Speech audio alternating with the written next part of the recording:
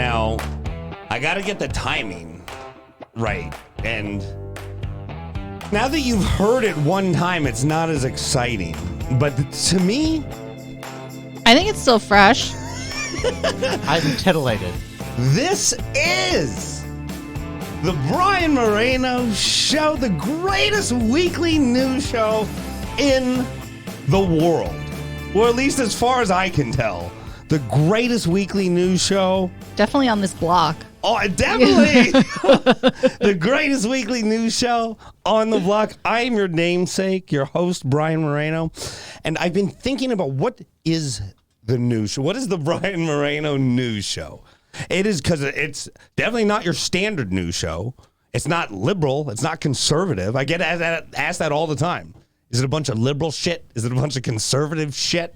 It's neither. It's both. Maybe it's a little bit of both. Yes. I think the answer is just yes. This is a show for the person who wants to be more informed, to be a little funnier.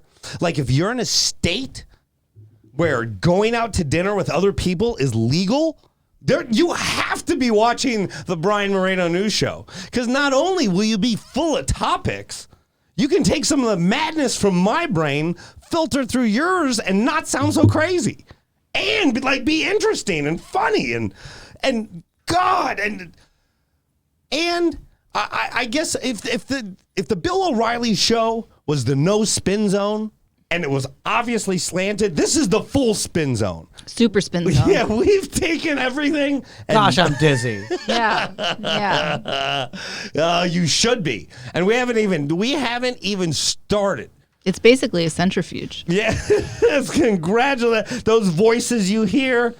Those are my counterparts. I would be nothing without them. Richard Sarvate to my right. Dr. Abby, our in-house doctor, I make house calls. fully vaccinated, our news extraordinaire savant, Wow. some would say. My goodness. High praise. I did to say So the isn't least. savant high-functioning autism? Can we just like... Hey, don't drag me down here. Trying to see the bright side on these compliments. Well, this show, I want to explain it because I do care about every version of the Brian Moreno Show. And the news show, I fancy myself as an informed person. Sometimes highly informed, sometimes not so highly. Sometimes the opposite of highly. Ignorant. Yes, but I try to do better. I try to keep an open mind about things. I am not right. I am not left. I am a mix of both. I do not believe, and I do not believe look, to each his own, but I cannot put myself into one party or another. Congratulations to our brand new President Biden. Get him, Joe. Yes, and Vice President Kamala Harris. Get it, girl. How do I say it, Richard? It's Kamala! Auntie. Yeah. Auntie Kamala! Yeah. Because she's Indian, if you don't know, and so is Richard. That's the joke. I don't think we set it up as properly as Some of these jokes have to be, listened well, to yeah, backwards. somebody just watches one and they're like, oh, this is just a racist news. I think that they've been saying she's the first South Asian vice president for a long time. I think people are aware. I think it's blowing people's minds. Yeah, I think people's minds are definitely blown. Everyone's like, what? What? What? What? Yes, well, no, this is a big day. Like, I'm happy to get some of the political drama behind us. I'm happy that there at least is a semblance of unity right now. I don't know how real it is or it is not. I think at least they're trying. Yeah, they're trying, and I have no problem making, no matter who would have won the election, I would have made fun of them both equally. When Biden was going through his inauguration. What's a commensuration? Nothing. That's not a word. I didn't think so. I was just testing the cohorts here. But no, when he was getting inaugurated, there was the one moment where he did a Westworld kind of, and I worried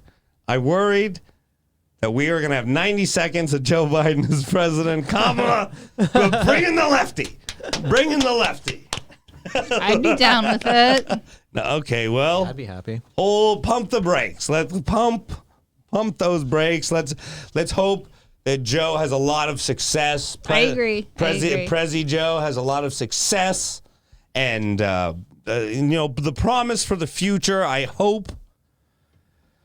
I hope is bright, but I have to say I'm very happy to do this show, and I'm very happy to pass along some of this information because news, I believe, shouldn't be so polarizing and so divisive. They say it can be sometimes, but other times it should be conversational. It should be interesting. It should show how the news should inform you and show you something that maybe you hadn't seen before. And I think a lot of that has been lost. When the minute ratings came in, these news sensationalized things. And a lot of the news that I bring to you is not only not sensationalized, it's swept under the rug. And I am the unsweeper of news. Wow. I know. That's The quite rug a title. lifter. Yeah, well, Yeah. I'm definitely not a journalist. That's correct. I broker an opinion. And high-level opinion, I broker in, and this news filters through that. And we not only try to bring you news that you may not have seen before. We try to bring you things that do have a continuing theme. That's true. Our first story. Doctor, why don't you give it to us? Okay. Our friends at the LA County Sheriff's Department Super Spreader Task Force Yes, let's pull were at this. it again over the weekend, breaking up this week's theme party of stripper parties. Very dramatic images. Yes, so It this looks like is a military coup or something. now look at him knock on the door. Look at him knock. All right, and here this guy's like, "What?" Oh, that's like I wonder if he knew. God damn. He called the cops. Wow, I wonder I wonder how cold it is. I wonder if this is one of the warm nights in LA or this is a cold night cuz they don't look cold. No, they don't look cold. Yeah, I think she's having fun. Yeah, my sense of temperature here says mid 70s. I'm a weather savant. I can look You're at a a video. visual thermometer. Exactly. So what the task force does, they break up the parties and they hand out masks and then give out citations. And then they bring the news to make fun of everybody. I would hate to be a buzzkill like this. Like, hey guys, no stripping. Put your clothes back on. Now, I think we should just bring the dead bodies from the hospital and be like, you did this. I don't know if that would register for these. They'd be yeah, like "What?" in high school when they would do You're the like day. scared straight. You drive them past the morgue. Did your high school do the day where they had a fake car wreck and the students would play like dead bodies on the car to make you not drink and drive? No. Only one. Yeah, that was extremely. That was look at That him. sounds very aggressive. That might explain why you are the way you Yeah, are. I think that does explain a lot. Okay, now hold on. Now this is a very serious. Let me bring take a little of the levity away, and bring a little seriousness into this because when we filter through the news, there are a lot of layers to a lot of these stories, and this may seem on the surface it may seem funny, but Doctor, you had a very good point about. Well, I think that it's all fun and games, but the hospitals are still under a lot of strain. And especially in the community that these parties tend to be in. So. Well, no, it's not just these communities. It's South Central Los Angeles. Yeah. It's Central Los Angeles. These communities are underserved. And as you said before, these hospitals are... They're at a breaking point right now. And they were struggling before the pandemic. And now it's basically carnage. What about the other side of the coin? What are strippers supposed to do during this time? How are they supposed to continue? Well, that's a tough question. Now, Richard. I'm asking the hard questions here. Hey. Well, this is a serious question for you. Yeah. Richard Sarvate. I'll take it. Now, you've seen last week them break up a stripper party. Yes. Or no, excuse me, last week it was a swingers party. The swingers party. This week was a stripper party. Knowing what you know about even how deadly the coronavirus is, would you go to one of these parties if you could get in, get off, and get out before the cops got there? Well, you know me. I'm quite a risk taker, and I'm very anti. I'm against the system. I exist out of regular boundaries. I like to see the parts of life that most people don't get to experience. So. So you live on the edge. I live on the edge, and also I believe I'm immune to coronavirus.